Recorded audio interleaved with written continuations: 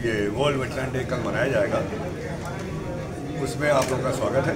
यहाँ पे वेटलैंड्स के कंजर्वेशन कैसे हो, उनका संरक्षण कैसे हो, इसमें जो लोकल कम्युनिटी उनका पार्टिसिपेशन किस तरह से हो, क्योंकि बिना लोकल कम्युनिटी के पार्टिसिपेशन के आप लोग कोई कंजर्वेशन एफर्ट आगे नहीं ले आ सकते हैं।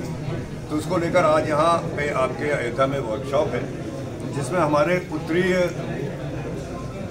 हिंदुस्तान भारत के जो 9 राज्य हैं वहाँ से डेलीगेट्स आए हैं। हमारे सीनियर फॉरेस्ट ऑफिसर्स यहाँ मौजूद हैं और अपने जैसा कि हमने कहा जो डेलीगेट्स हैं वो सब आए। यहाँ पे चर्चा होगी कि जो हमारे वेटलैंड्स हैं उनको उनके रखरखाव के लिए, उनके बचाव के लिए, उनके संरक्षण के लिए किस तरह के हम लोग कदम उठा सकते हैं, क्या क्या ज़रूरी है, किस तरह का हम लोग कम्युनिटी पार्टिसिपेशन कर सकते हैं और इनकी जो एक इकोनॉमिक वैल्यू है उसका सस्टेनेबल इस्तेमाल कैसे कर सकते हैं जिससे हमारे लोकल कम्युनिटी को फ़ायदा रहे। लोकल कम्युनिटी को बिना इन्वॉल्व किए कोई भी पर्यावरण का संरक्षण या कंजर्वेशन एफर्ट सक्सेस नहीं हो सकता है। तो इस सब पे यहाँ चर्चाएँ होंगी। यहाँ पे बहुत नॉलेजेबल, बहुत ज्ञानी लोग आए हुए हैं यहाँ पे।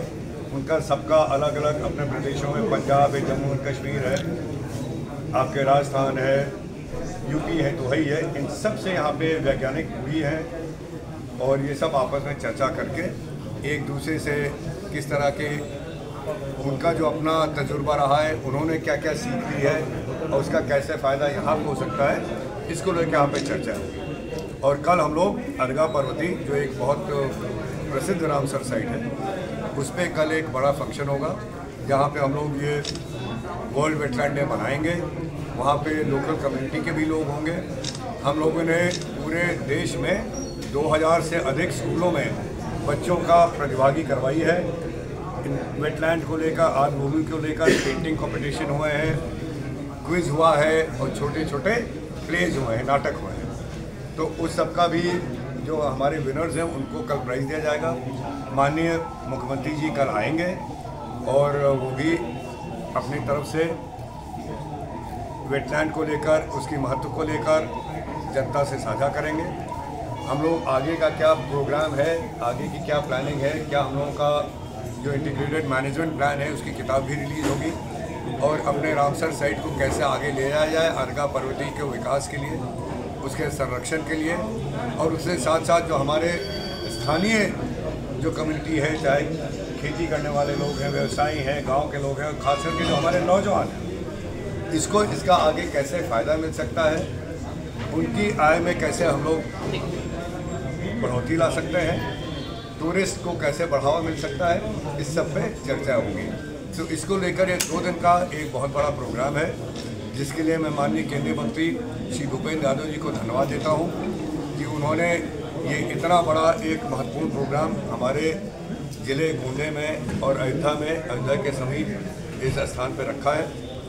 और ये मैं अपने फॉरेस्ट विभाग को भी, हमारे केंद्रीय फॉरेस्ट विभाग के जो हमारे ऑफिसर्स हैं, हमारे प्रदेश फॉरेस्ट विभाग के जो ऑफिसर्स, हमारी CCF मैम हैं, हमारे रजत अग्रवाल जी हैं और इनकी जो पूरी जो विभाग के लोग हैं, उनको सबको मैं धन्यवाद देना चाहता हूँ कि इतने अच्छे ढंग से इस पूरे प्रोग्राम का आप लोग संचालन कर रहे हैं, इसको बढ़ावा दे रहे हैं और पूरे लगाव के साथ, पूरी मेहनत के साथ ये हमारा ये जो एक कोने में जो एक गोंडा जिला है उससे लगा जो फायदा इतनी मेहनत करके हाँ उसको इंटरनेशनल मैप यानी कि दुनिया के मैप पे ये लाने का काम हो रहा है। इसको लेकर सर दिल्ली चुनाव को कैसे देखते हैं सर? आपने मना किया था बट बड़ा काया कल खोरा है, वो भी पर्यावरण की ही बात है जी। जैसे अभी तक उत्तर प्रदेश सरकार ने प्रतिबंध करने के लिए पॉलीथीन की बात की, लेकिन अभी वो समस्या हर जिलों में बनी हुई है, उसको कैसे आप दूर करेंगे, उसके लिए क्या अभियान चलाएंगे? और दूसरा सवाल कि एक पूछिए। देखिए, जब हम लोग एनवायरनमेंट, पर्यावरण की बात करते हैं, ये सबको समझना चाहिए कि केवल रूल रेगुलेशन और पॉलिसी लगा के नहीं हो सकता। जब तक आम जनता की समझ में नहीं आएगा कि पर्यावरण का संरक्षण कितना ज़रूरी है, पॉलीथीन से कितना नुकसान हो रहा है, या जो कुछ भी ऐसे हम लोग एक्शन कर रहे हैं जिससे पर्यावरण को नुकसान होना है, जब तक हम लोग नहीं समझेंगे और जनता नहीं समझेगी, तब तक केवल रूल पॉलीथीन को बैन करने के लिए, पॉलीथीन का जो इस्तेमाल है उसको कम करने के लिए केंद्र सरकार ने भी, राज्य सरकार ने बहुत सारे रूल्स लगाए। हम लोग इंडस्ट्री में हम लोगों ने इसका लगाए रूल बन चुका है कि सिंगल यूज़ को कैसे ख़त्म किया जाए, कैसे कम किया जाए। इंडस्ट्री को रिसाइकलिंग के लिए प्रोत्साहन दिया जा रहा है और हज़ारों टन रिसाइकिल भी हो रहा है, ऐसी बात नहीं है। लेकिन स्थानीय लोगों को समझना ज़रूरी है कि पर्यावरण हम लोगों के लिए संरक्षण कितना ज़रूरी है। मंत्री जी और तो ये चीज़ है और इसका धीरे धीरे, बल्कि अब तो मोदी सरकार के ये जो तमाम सारे प्रोग्राम और पॉलिसी चल रही है, बहुत तेज़ी से इसका जागरूकता बढ़ रही है लोगों में और लोग धीरे धीरे इसको समझने लगे हैं, इस पे काम भी करने लगे हैं। लेकिन जो माननीय आदरणीय प्रधानमंत्री जी का जो मिशन लाइफ है, ये यही है कि सस्टेनेबल जिंदगी हम लोग जिए जिससे पर्यावरण को कम से कम नुकसान पहुंचे। जी, यहाँ यस पेपर मिल है, डेडलाइंस का सीमांकन अभी पूर्ण नहीं हुआ। 2 फरवरी आपका ये कार्यशाला है और 2 फरवरी ये डे भी है, लेकिन क्या उससे सार्थकता हो जाएगी डे मनाने से, या इस तरीके से उस पर कोई सार्थक होगा काम? देखिए, जब तक हम लोग डे नहीं मनाएंगे तब तक हम लोग इसके प्रति कैसे संवेदनशील होंगे, कैसे जागरूक होंगे, आम जनता को इसके महत्व के बारे में कैसे पता चलेगा। जब डे मनाया जाता है तो ये केवल थोड़ी कि वहाँ भाषण दे के चले गए। देखिए, आपके सामने कितने पब्लिकेशन आज डिपार्टमेंट के अलग अलग तरफ से लोगों ने बनाई है, हमारे साइंटिस्ट ने बनाई है, स्टडी किया है, अध्ययन किया है, तब ये सारा चीज़ होता है। सर, सीमांकन, हाँ, आ रहे हैं उसमें। और जहाँ तक सीमांकन की बात है, हमारी सरकार की योजना है, उसके अंतर्गत काम भी हो रहा है कि ड्रोन से हर जितने हमारे ऐसे आर्द्रभूमि हैं, तालाब हैं, जलाशय हैं, उसका सीमांकन का काम चालू है।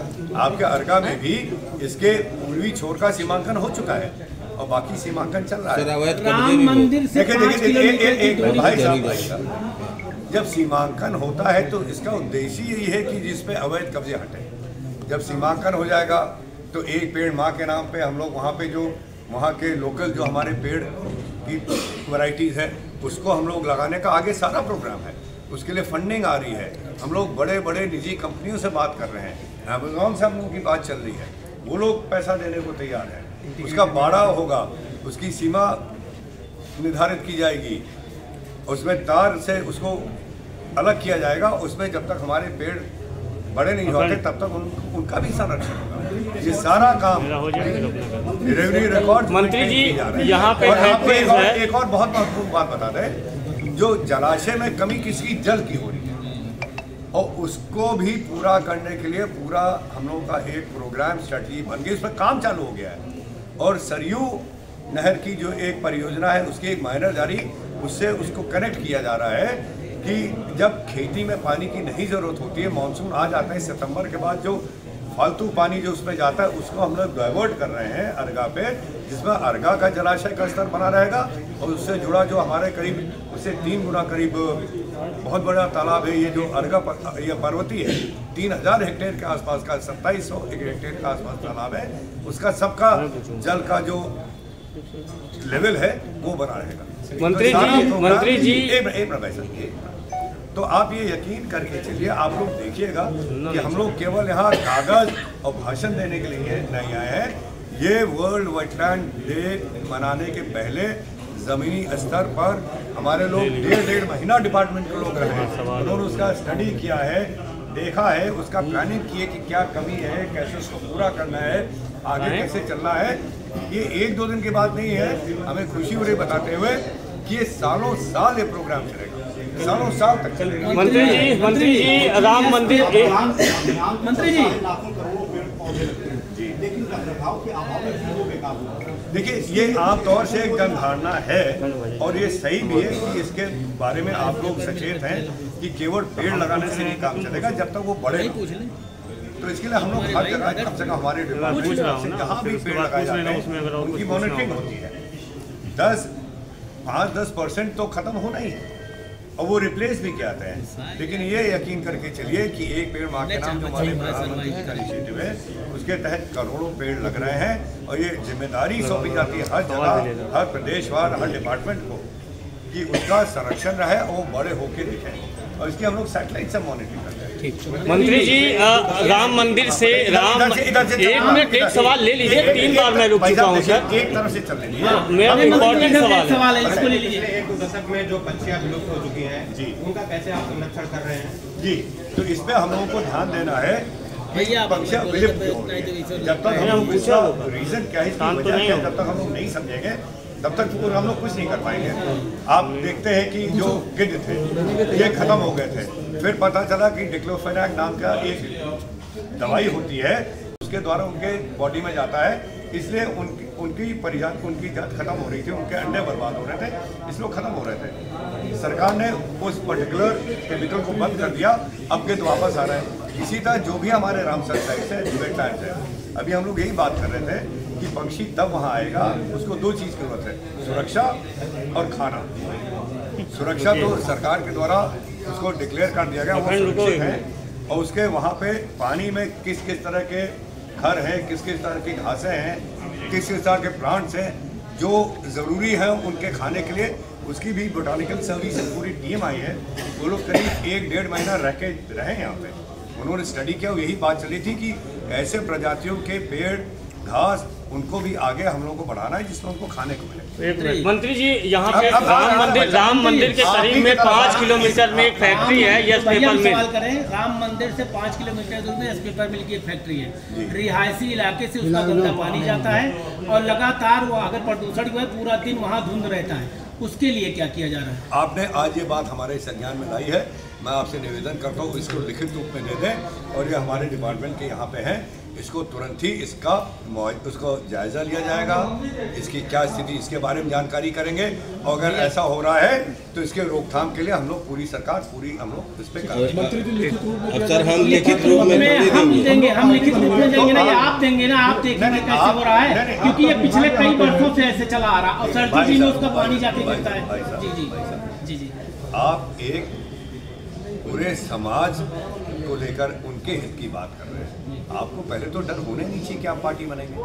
मैं तो खुलेआम तौर से कह रहा हूँ कि हम लोग एक्शन लेंगे अगर ऐसा हो रहा है, और जब तक आप लोग लिखित रूप से नहीं देंगे कि क्या स्थानीय चीज़ है, तब तक मैं किस चीज़ की कार्रवाई कर रहा हूँ। 4 किलोमीटर निरीक्षण कर सकते हैं, सुन लीजिए, तो इसका भी तो आप बताएंगे तो ये लोकेशन ये है, हम लोग के नोटिस में कागज पे तो लाएंगे। तो हम लोग तो सर चलते साथ में ना एक बार दिखा भी देंगे। नहीं, देखिए आज तो हमारे पास टाइम नहीं है, आज हम लोग दूसरे प्रोग्राम है, लेकिन आप लोग, मेरा तो सबसे पहले कहना है कि इस तरह अगर हम लोग पीछे हटने लगे डर के कि हम पार्टी बनेंगे तो देश आज़ादी ना हो।